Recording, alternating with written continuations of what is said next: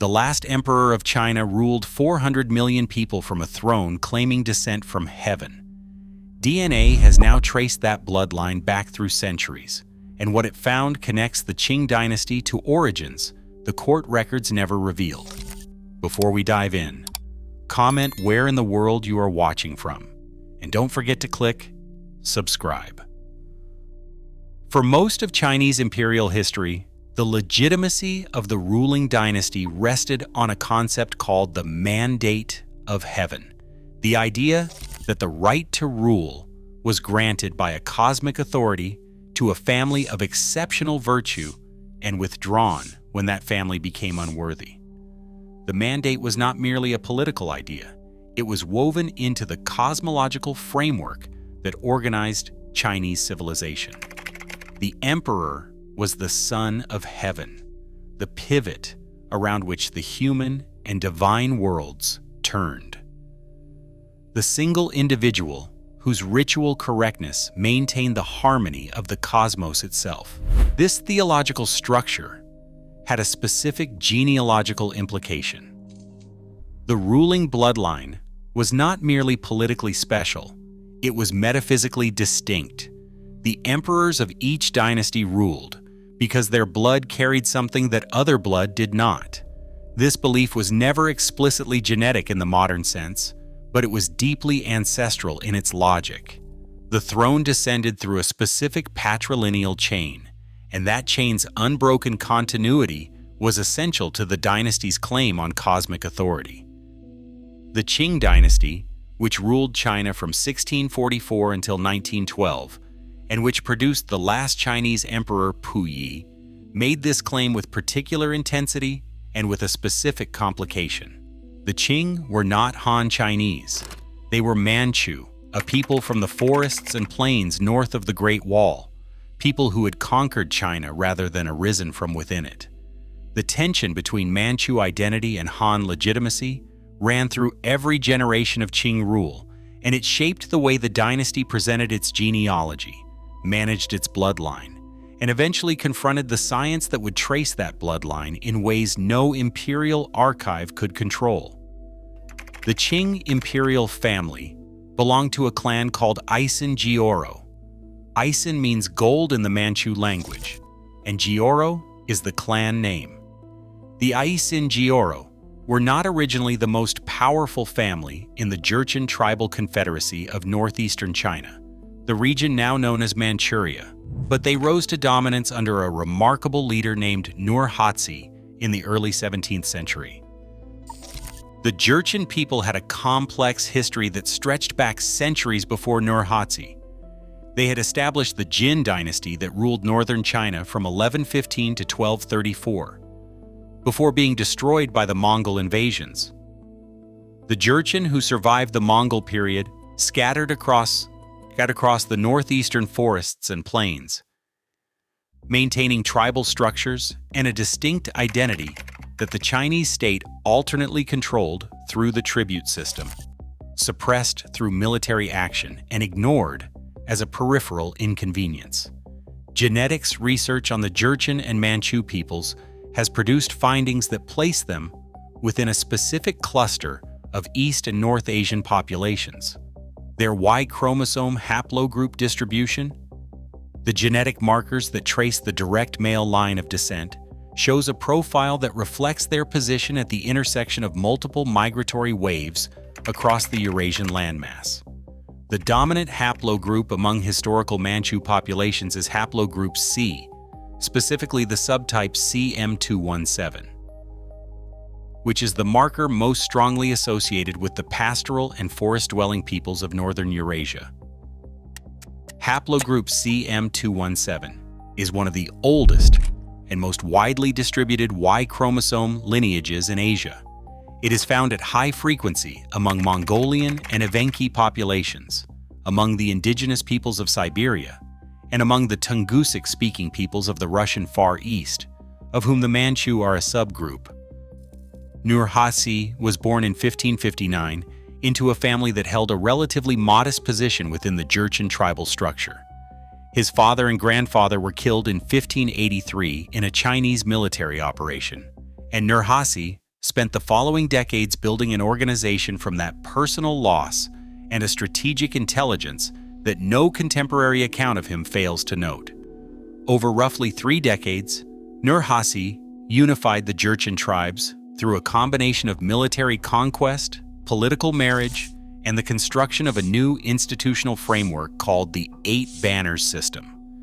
The 8 Banners were military administrative units that organized the Jurchen population into fighting forces capable of sustained campaigning, rather than the raid and retreat operations that characterized tribal warfare.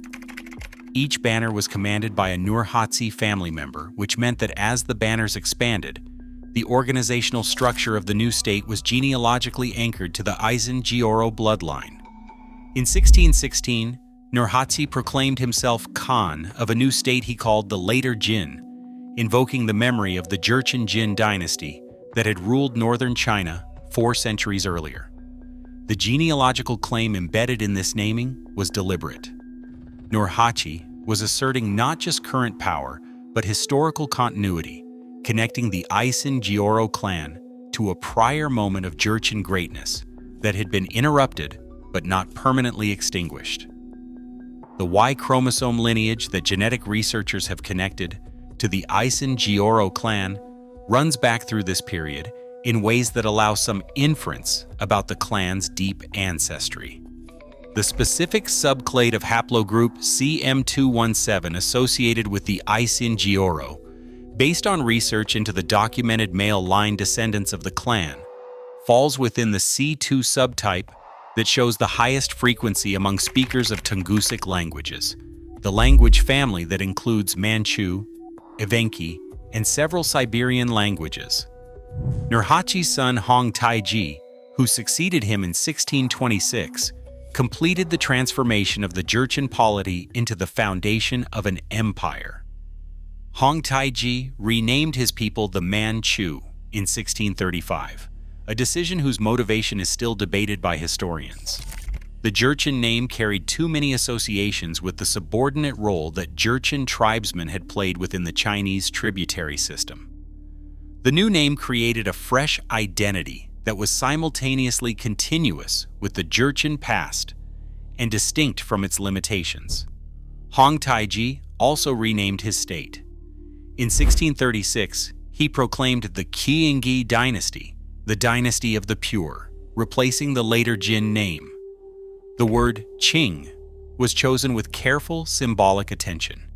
In Chinese cosmological thinking, each dynasty corresponded to one of the 5 phases of the Chinese classical system, and each phase was associated with an element, a direction, and a color. The dying Ming dynasty was associated with fire and the south. Qing corresponded to water, the element that extinguishes fire, and to clarity and purity. The name was a claim of cosmological succession built into the dynasty's title. This careful management of symbolic presentation extended to the genealogy. Hong Taiji and subsequent Qing emperors maintained elaborate genealogical documents tracking the male line of the Aisin Gioro clan through the clan's history. These documents were political instruments as much as family records. They emphasized connections that supported the dynasty's claims and minimized or omitted information that complicated them. The genetic reality of the clan's ancestry was embedded in these documents only to the extent that it was politically useful. When the Qing armies crossed the Great Wall in 1644 and established control over China proper, the genetic implications of that conquest were immediately complex. The Manchu conquerors were a small population imposing themselves on a Han Chinese majority of extraordinary size. The Manchu never numbered more than a few million people within China proper, while the Han population they ruled reached several hundred million by the 19th century. The Qing managed this demographic reality through a policy of strict Manchu and Han separation. Intermarriage between Manchu bannermen and Han civilians was discouraged, and at various periods actively prohibited. The Aisin Gioro clan in particular maintained strict endogamy, selecting imperial consorts from approved Manchu and Mongolian noble families, rather than from the Han population. The imperial genealogical record was designed to show an unbroken patrilineal descent within the Manchu tradition, with the maternal lines carefully documented to show appropriate non-Han aristocratic origins. But empire is inherently a genetic mixing event, and no policy of separation can fully contain it. The Qing imperial household, despite its official endogamy, drew its women from Mongolian, Manchu, and occasionally Han-adjacent populations across 3 centuries. Mitochondrial DNA, the maternal genetic line of successive generations of the imperial family, was therefore far more diverse than the official genealogical record suggested. The patrilineal Y chromosome, which the official records most carefully tracked and which is most relevant to tracing dynastic lineage, showed greater consistency, but even this line was subject to the genetic reality of human reproduction in a complex imperial household. Population genetics research on samples from individuals documented in the Aisin Gioro genealogy has confirmed the dominant presence of haplogroup C2 in the male line, consistent with Tungusic origins. Aisin Gioro Puyi was born in 1906 as the second son of the second Prince Chun, a nephew of the Guangxu Emperor. He became emperor at the age of 2 when the Guangxu Emperor died, and the Empress Dowager Cixi, the most powerful figure in the late Qing court, designated him as successor on her own deathbed in 1908. Puyi's reign lasted officially from 1908 to 1912, when the Xinhai Revolution forced the abdication of the Qing dynasty and established the Republic of China. He was 6 years old when he abdicated. He was allowed to retain his imperial title, his household, and his residence in the Forbidden City under the Articles of Favorable Treatment negotiated with the new Republic, an arrangement that preserved the fiction of imperial status while removing any actual political power. His subsequent life traced a strange arc through the upheavals of 20th century China. He was expelled from the Forbidden City in 1924 by the warlord Feng Yuxiang. He became the puppet emperor of Manchukuo, the Japanese-controlled state established in Manchuria in 1932, a role that made him a collaborator with the Japanese occupation and left a historical stain that would define much of his legacy. He was captured by Soviet forces in 1945 when the USSR declared war on Japan in the final days of the Second World War. He spent 5 years in Soviet detention before being transferred to Chinese communist custody, where he underwent years of re-education in a facility in Fushun.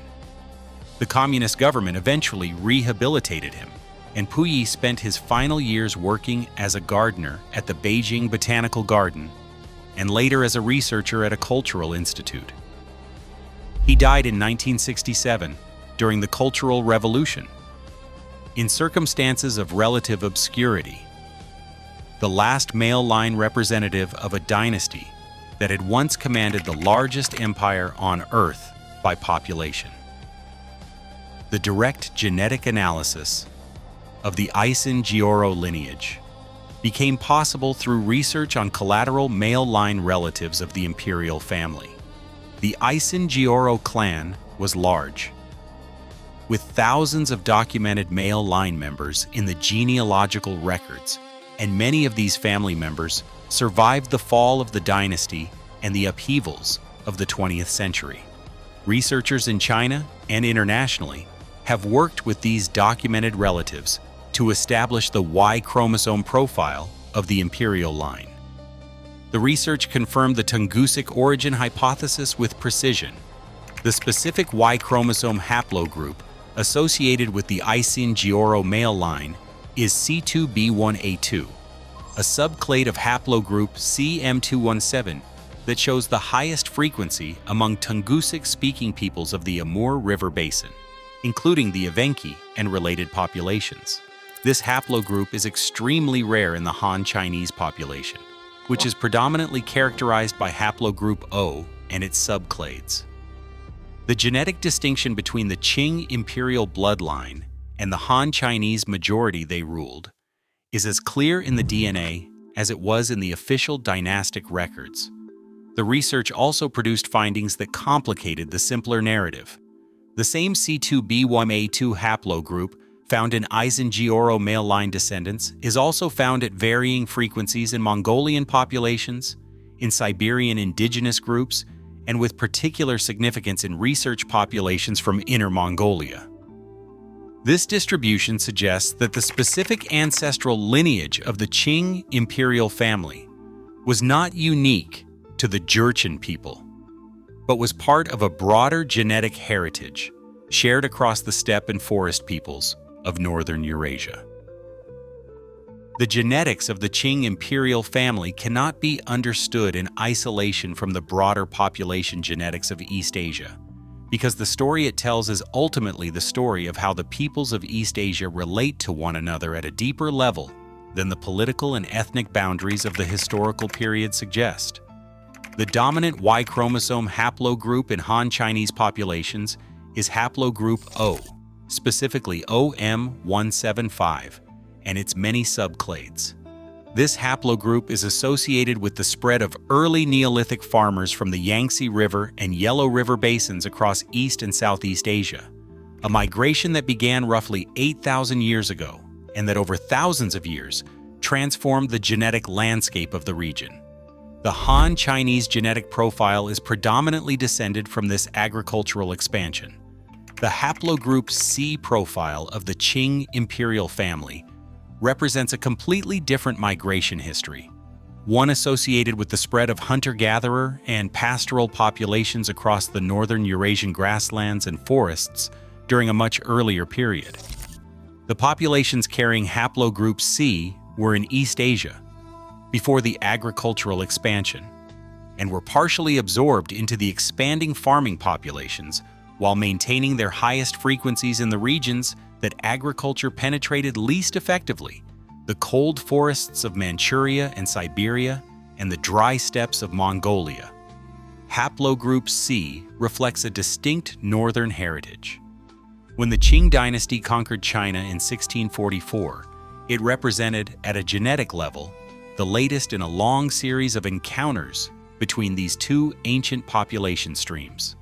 The Han agricultural heartland and the northern pastoral and forest peoples had been in contact, conflict, and exchange for thousands of years before the Qing conquest. The discussion of Qing imperial genetics has so far focused primarily on the Y chromosome, the paternal line that the dynasty itself most carefully tracked and that most directly addresses the question of dynastic lineage.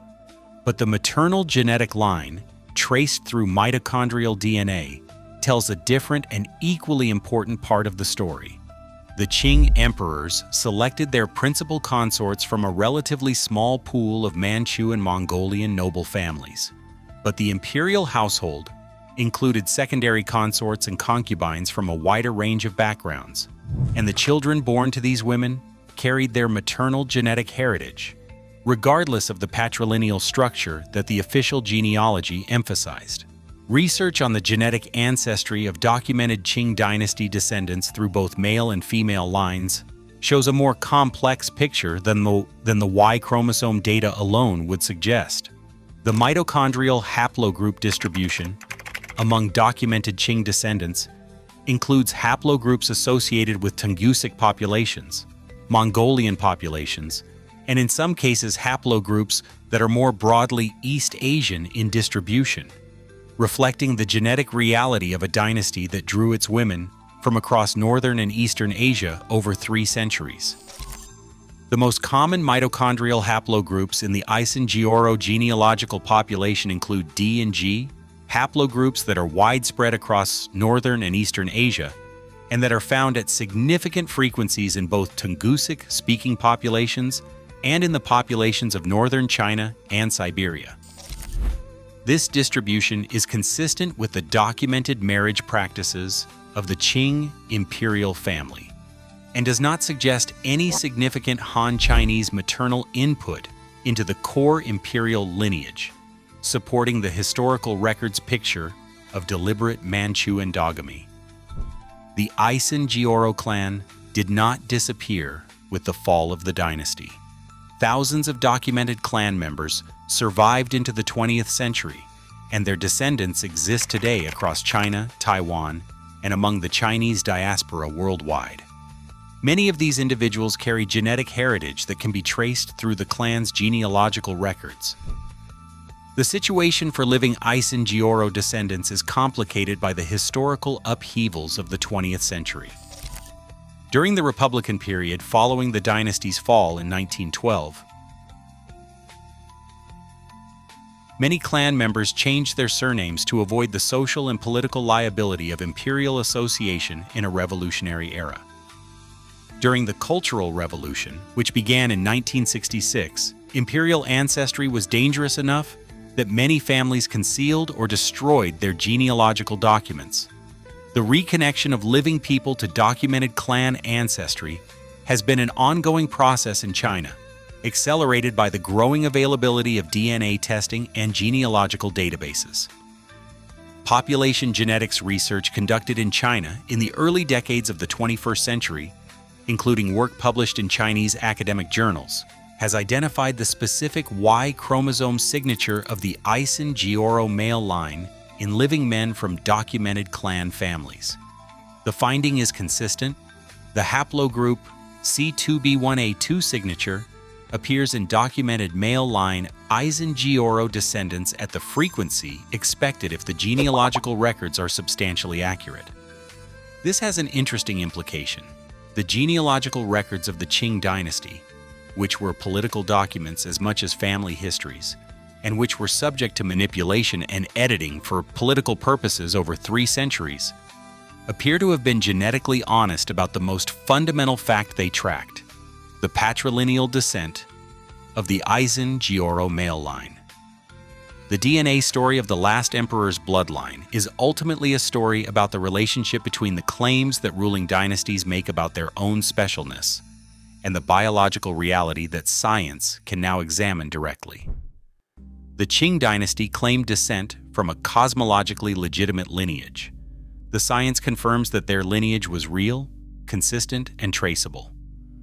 What it does not confirm is the cosmological specialness. The haplogroup C2b1a2 signature of the Aisin Gioro male line is shared with forest hunters and pastoral herders across the Amur River basin, with men who never sat on a throne, who never commanded an army, who were never connected to the mandate of heaven by any institutional structure. The blood in the emperor's veins was the same blood that ran through the veins of his most distant Evenki cousins living in the forests of Siberia.